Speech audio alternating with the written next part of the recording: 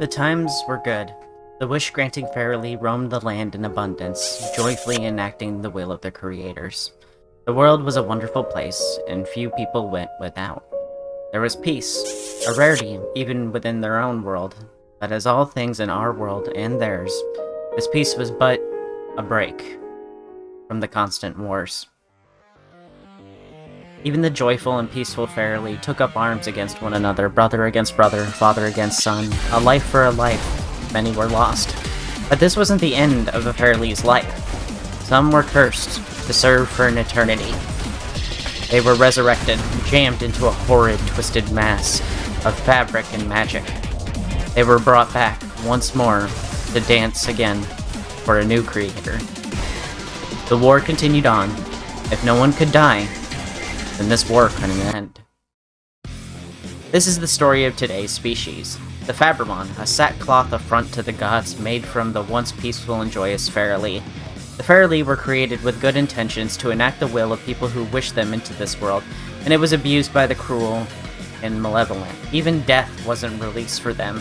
Their souls harvested and forged into the shambling horror that is the Fabremon. But I guess cuteness is something that they inherited from their prior lives, because aside from their twisted origins, who would ever think that these were ugly? Sure, they're a bastardization of the living, a cruel mockery of life, but they're still really cute. If you want to learn more about Fairly, then stick around to the end card, and there you'll find their video. Before we start, we have a quick charity thing.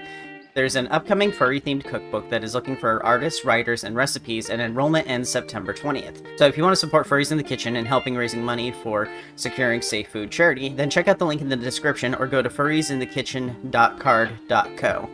Make sure it's just like it is on screen. Originally, this was going to be a sponsor spot, but once I found out that they're a charity event, I said I'd do it for free. But let me tell you about it, then we'll get into our regularly scheduled original species programming. Furries in the Kitchen is a charity cookbook magazine thing with recipes that will have furry art made by volunteers next to it. All the money made will be going into Secure Safe Food, a charity that's dedicated to fighting food scarcity while still being sensitive to the needs of those with food allergies. This charity is a very personal one to the creators of the campaign, Snow Lupinwood Jr. and Tink Fairfeather, because Tink experienced kidney failure in 2020, and it hasn't been cheap or easy to find the foods that they need to be able to consume, to be safe to consume. This experience has led them to wanting to help fight food scarcity while still meeting individual needs. Currently, they're looking for volunteer artists, recipes, and writers who want to have their stuff featured in their book. I'll be submitting a few of my recipes, like Sarah Potato Soup, Bangin' Beef Stew, and my Poor Man's Wellington, a beef Wellington with the expensive beef loin cut replaced with a pork loin, making it so anyone can afford to try a Wellington. Once it comes time for release, I'll have more details. But the book won't be ready until March 2025 at the earliest. Right now they need volunteers to help fill out the book. Everything is volunteer-based, but you will be credited in the book. To apply, just go to the link in the description or go to furriesinthekitchen.card.co. And with that, let's get back to the video. I already told you what little context you needed to understand the Fabremon origins, so stick around and finish this video before jumping into Fairly. Fabremon, once known as fabric demons, are a species of Lythian, the races that inhabit Lythbound, a species art game that is, unfortunately, as dead as the fairy used to make the Fabremon. Their creation is Shrimple, a gemstone stitched in place inside a body made of fabric. As the spirit adjusts to their new accursed form, the cloth will become animated and filled with dark magic. The body you see isn't the Fabremon itself, but instead a sort of mech made of cloth piloted by a soul-infused gem. But hey, what are bodies but a meat mech piloted by the brain? Because of their current state, many have become quite enthralled and enraptured with what we call life and living. This obsession has led to them doing some resurrecting of their own by working with their former enemy, the Galabite, to bring back a long-dead species called the Atenale. At creation, a Fabremon is very shrimple, a small lizard-shaped body made of magic, gem inside its small body. The only visible aspect of the creature inhabiting its soft armor is its featureless face, 2 dots for eyes, and a tiny little mouth. The rest obscured by the concentration of dark magic within its forbidden PJs. As the baby onesie grows, the concentration of dark magic relocates to its gecko-like tail. Similar to the leopard gecko, this tail is designed to pop off should they be captured by it.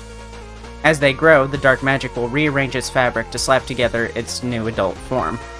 Making a baby is pretty simple. Just remember, completely obscured mouth like Vivi from Final Fantasy, only one zipper visible, small claws if any, and if you want, you can pattern the fabric or depict them with nub-like horns and a nubby tail. As a baby Fabber ages, they retain many of their features of their childhood, such as the hood and zipper. All Fabremon have a hood, zipper, claws, and fat gecko-like tail. These are, to me, their defining features. I'd say they're gemstone, but you can't really see it from the outside. But every Fabremon has a hood. It's not really known why they have this hood. It's assumed to be an excess of fabric created from their growth into adulthood. To me, it sounds like foreskin. Personally, I prefer my Fabremon uncut. Fabremon most often wear their hoods upwards. This probably is just a habit of some form, or a way to comfort them, reminding them of their childhoods. Most Fabremon only have one zipper, and it tends to go across most of their body. When unzipped, it reveals the interior of their body, showing their stuffing, interior pockets, whatever they're hoarding, and their gemstone. This gemstone is a pure gem with their former fairy soul bound into it. Being that this is their heart, their mind, their very essence, they tend to be very protective over it. While they can't experience sickness, disease, or old age, they can still die again if something were to happen to their gem. Removal or damage of their gem would result in their body falling into a loose pile of cloth. Even just a crack or scrape can permanently alter the behavior and mood of the Fabremon. Fabremon are pretty well equipped to protect their souls though, standing at 5 feet tall, about 1.6 meters in poutine numbers. But with their ears perked up, they nearly clear 6 feet or 2 meters in fish and chips. That's about average for most Lithians and Earthicans. This body is a patchwork of fabric of sorts. While lacking fur, they may be made of faux fur or minky simulating it. They have no organs, meaning that their only real weakness is the aforementioned soul gem. This lack of bones and organs make for a special kind of terrifying in combat. They can bend, twist, warp, and contort in ways no Earthican fighter could ever deal with. They're also fast, capable of running bipedal or quadruped, and have sharp claws on both their hands and feet. If for some reason that wasn't enough to discourage you from ever picking a fight with them, they can stitch extra limbs onto their body, effectively grafting new limbs to themselves like Godric the Grafted. Most don't do this, but know that every one of them is a master weaver, carries extra fabric, a sewing kit, and are much, much faster than you. They do have one weakness that isn't their gem, and that's their tail. Much like their adolescent form, they have a large gecko-like tail that works like a sort of fat reserve, but for dark magic instead. They can be very cute with it, hugging and squeezing it like a stress ball, but don't be fooled. This is another defense for them. If dropped off, the tail will leak its dark magic in a thick cloud of smoke. This thick smoke will entirely obfuscate anything inside, giving the Fabremon plenty of time to retreat, patch up, and potentially ambush you once again. Now you might see why it took so long for that war to end. When slapping together a fabric demon of your own, make sure to use a body made entirely from fabric. Provide them a hood, a pair of ears, a short muzzle, stitch in a zipper so you can easily put in the gemstone, and give them claws made of some sort of hard inorganic material. Remember to use only inorganic materials or risk rejection of the soul. Some extra design suggestions would be mixing patterns or adding horns or hair onto their hood or head, and paw pads if you want. Unlocking the ability to make a Fabremon in Lythbound was pretty easy. Draw your Fabber as a baby. As they age, they may alter their body to match parts that they think they once had in their past life, so you were encouraged to include how your Fabremon would alter its body as an adult. Fabremon continue to roam the world of Lythbound, but our time with them is done. Remember to like the video, subscribe for more awesome species like Fabremon, and stick around to the end and catch the end card, where you can learn what Fabremon were like when they still had their original bodies, their lives as the Fairy. If you sub, you can catch the next video where we'll talk about Fabremon's former enemies, the Galabite. But right now, we need to thank you for watching, and thank my favorite Earthicans, the supporters on Patreon and YouTube members. So thanks to Notch, I hope I pronounced that right, Blonde Fishy, Worm Syrup, Alexis C, Radiante, Rask, Ver, WildKitty69, Beef, Bait, Cryptid Arthas, Sly, Colorado Blue, Vaderson, Linkies, Blackjack, Copyleft, and Malding Brick. Earthicans like them help make videos like this possible for other Earthicans like you to enjoy. If you want to join my growing army, then you can sub to my Patreon and get access to the secret Discord channel and see my original Species Course videos early. If you join members on YouTube, you'll get special emotes that you can use in comments or streams. Speaking of, we'll have some new emotes soon. Both are just $1. So consider subscribing to both if you want to have access to the, emotes.